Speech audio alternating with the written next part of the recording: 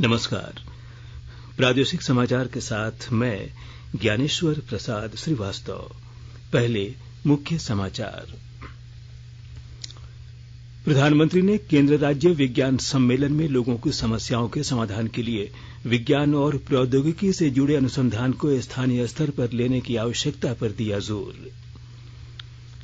दुमका विधायक बसंत सोरेन की विधानसभा सदस्यता से जुड़े मामले पर राज्यपाल लेंगे निर्णय।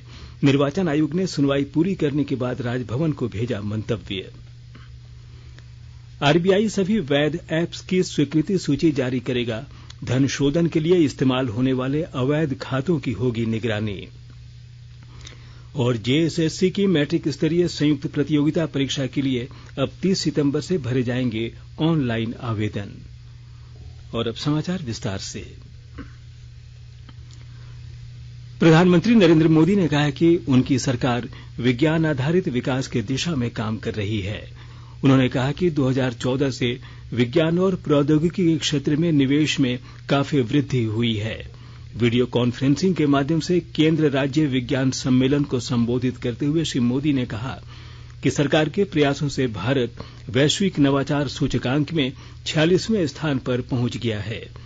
उन्होंने कहा कि इस अमृत काल में भारत को अनुसंधान और नवाचार का वैश्विक केंद्र बनाने के लिए सभी को एक साथ कई मोर्चों पर काम करना होगा।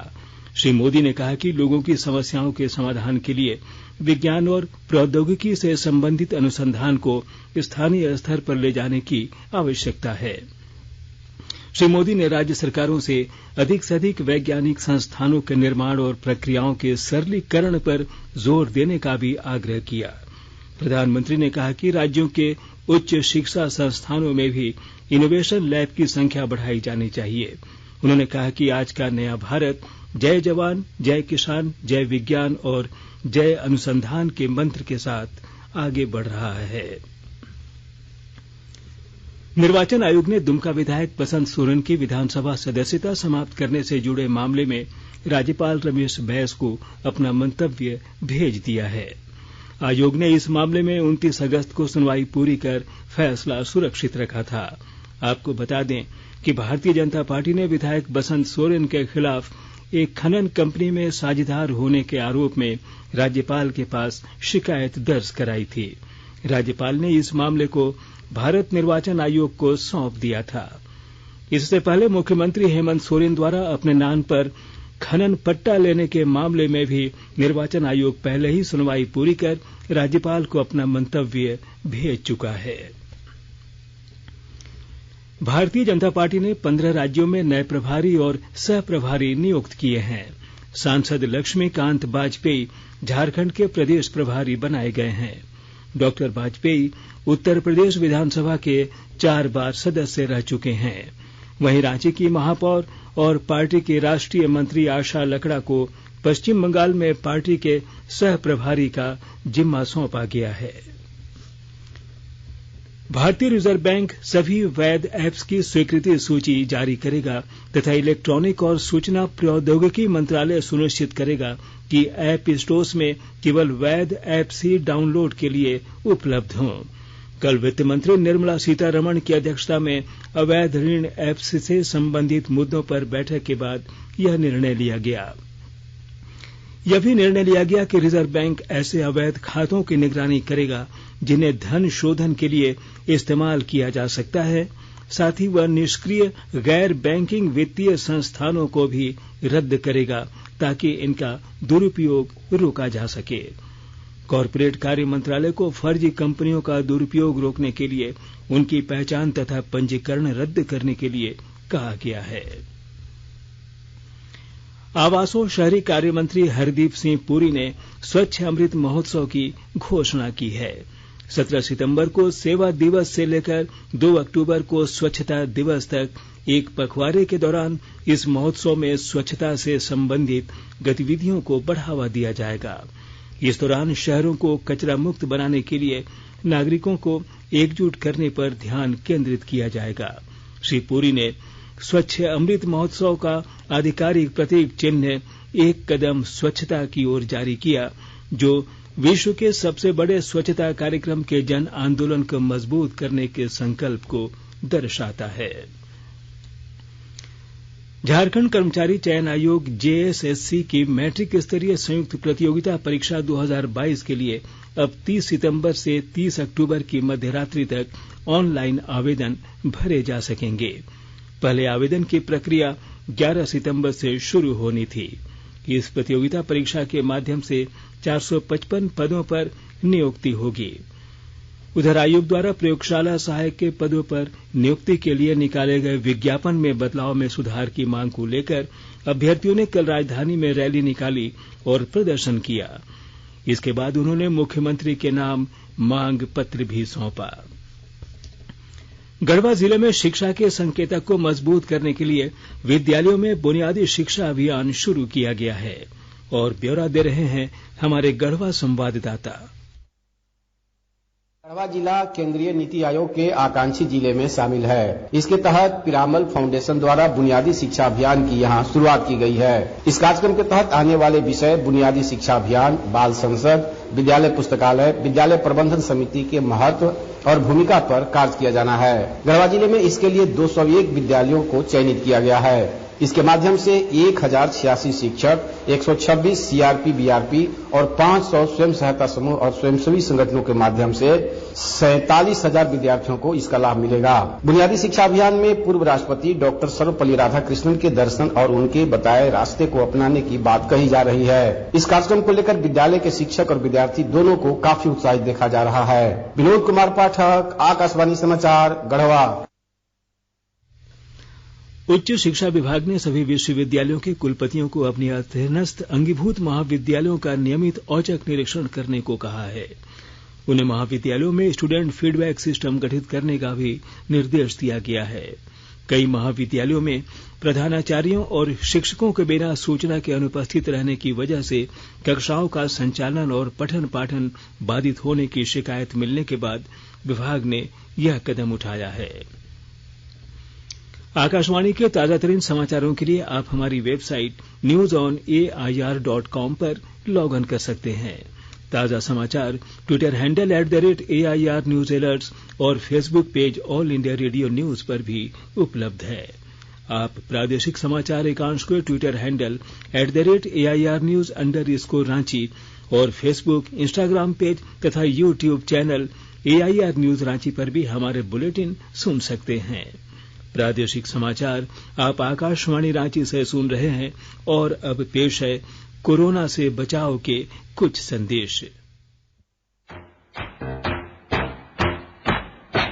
चलो मिलकर एक शुरुआत करें, चलो एक फैसला आज करें, मास्क नहीं तो टोकेंगे, कोरोना को रोकेंगे, चलो एक वादा करते हैं, चलो कुछ वादा करते हैं, मास्क नहीं तो टोकेंगे, कोरोना को रोकेंगे। भारत सरकार द्वारा जनहित में जारी। कोविड-19 से बचाव और सुरक्षित रहने के 3 उपाय। मास्क लगाएं, 2 गज दूरी है जरूरी, सुरक्षित दूरी रखें, हाथ और मुंह साफ रखें।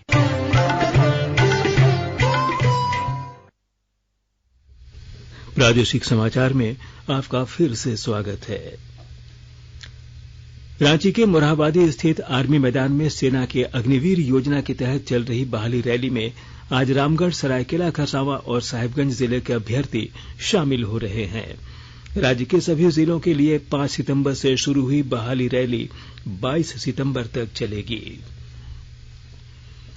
राजधानी रांची के धुरवा इलाके में बन रहे लाइट हाउस प्रोजेक्ट में आवास के चयनित लाभुक आज तक अगर पहली किश्त की अग्रिम राशि जमा नहीं करते हैं तो नगर निगम द्वारा उनका आवंटन रद्द करने की प्रक्रिया शुरू कर दी जाएगी। गौरतलब है कि प्रधानमंत्री आवास योजना शहरी के अंतर्गत लाइट हाउस प्रोजेक्ट के तहत 1008 फ्लैट बनाए जा रहे हैं, जिसके लिए लाभुकों का चयन हो चुका है। आजाद भारत की बात आकाशवाणी के साथ की आज की कड़ी में हम आपके लिए भारत में हरित क्रांति की कहानी लेकर आए हैं। आकाशवाणी ने देश में हरित क्रांति की अवधि के दौरान एक महत्वपूर्ण भूमिका निभाई। हरित क्रांति का नेतृत्व कृषि वैज्ञानिक डॉक्टर MS स्वामीनाथन ने 1960 के दशक के उत्तरार्ध में किया। भारत के कृषि पुनर्जागरण में योगदान के कारण उन्हें व्यापक रूप से हरित क्रांति आंदोलन के वैज्ञानिक नेता के रूप में माना जाता है। वर्ष 1965 में उत्तर प्रदेश के तत्कालीन इलाहाबाद में एक जनसभा को संबोधित करते हुए तत्कालीन प्रधानमंत्री लाल बहादुर शास्त्री ने भारत की रक्षा के लिए सैनिकों को प्रोत्साहित करने के लिए जय जवान जय किसान का नारा दिया। शास्त्री जी ने साथ ही साथ किसानों को खाद्यान्न का उत्पादन बढ़ाने के लिए अपना सर्वश्रेष्ठ प्रयास करने के लिए प्रोत्साहित किया ताकि देश की आयात पर निर्भरता कम हो सके। भारत ने आज डिजिटल कृषि में एक बड़ी छलांग लगाई है। केंद्र सरकार की महत्वाकांक्षी योजनाओं द्वारा समर्थित नए युग के भारतीय किसान को अब big data, artificial intelligence, blockchain, remote sensing, drone और नई तकनीकों जैसे अत्याधुनिक सक्षम कृषि तकनीक के साथ सशक्त बनाया जा रहा है। आकाशवाणी के माध्यम से किसानों को प्रधानमंत्री कृषि सिंचाई योजना, हर खेत को पानी, प्रति बूंद अधिक फसल जैसी सरकारी योजनाओं से अवगत कराया जाता है, जिसमें उभरती हुई सूक्ष्म सिंचाई प्रौद्योगिकियां, आर्टिफिशियल इंटेलिजेंस से युक्त जल संरक्षण तकनीक और जलवायु सापेक्ष बीजों की किस्में शामिल हैं। आकाशवाणी ने देश भर के 96 केंद्रों से प्रसारित किसान वाणी कार्यक्रम के शुभारंभ के साथ कृषि प्रसारण की अपनी गतिविधियों को तेज कर दिया है। कृषि कार्यक्रम विभिन्न केंद्रों से क्षेत्रीय और स्थानीय बोलियों में प्रसारित किए जाते हैं। स्थानीय रेडियो स्टेशन भी ग्रामीण विकास पर नियमित कार्यक्रम प्रसारित करते हैं।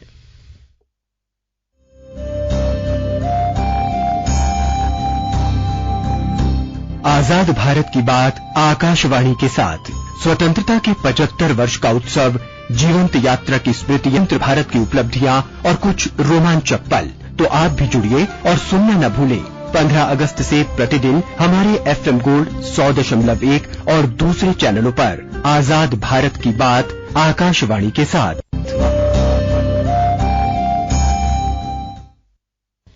आकाशवाणी समाचार ने वरिष्ठ नागरिकों के लिए एक साप्ताहिक कार्यक्रम की शुरुआत की है, जिसका नाम है एक कदम और बुजुर्गों के लिए। इसका उद्देश्य बुजुर्गों को उनसे संबंधित विषयों की आवश्यक जानकारी देना और उनके सवालों का जवाब देना है। हिंदी में यह कार्यक्रम प्रत्येक रविवार रात 9:30 बजे से 10 बजे तक 100.1 FM गोल्ड चैनल पर प्रसारित किया जाता है। 11 सितंबर को प्रसारित होने वाले कार्यक्रम का विषय है बुजुर्ग और शिक्षा। और अब संक्षिप्त खबरें। बीपीएससी की 67वीं प्रारंभिक परीक्षा अब 30 सितंबर को होगी। पहले 21 सितंबर को परीक्षा निर्धारित थी, लेकिन यूपीएससी की होने वाली मुख्य परीक्षा की वजह से तारीख बदली गई है। पाकुड़ जिले के हिरणपुर बाजार में उत्पाद विभाग की टीम ने छापेमारी कर अवैध विदेशी शराब के साथ एक व्यक्ति को गिरफ्तार किया है। किर्गिस्तान में चल रही 9वीं विश्व स्टेज लिफ्टिंग में झारखंड की हिमा तिर्की ने रिकॉर्ड 490 किलोग्राम वजन उठाकर स्वर्ण पदक जीता। अशोक गुप्ता को भी स्वर्ण और प्रतिभा हेम्ब्रम को रजत पदक मिला। और अब अंत में मुख्य समाचार एक बार फिर।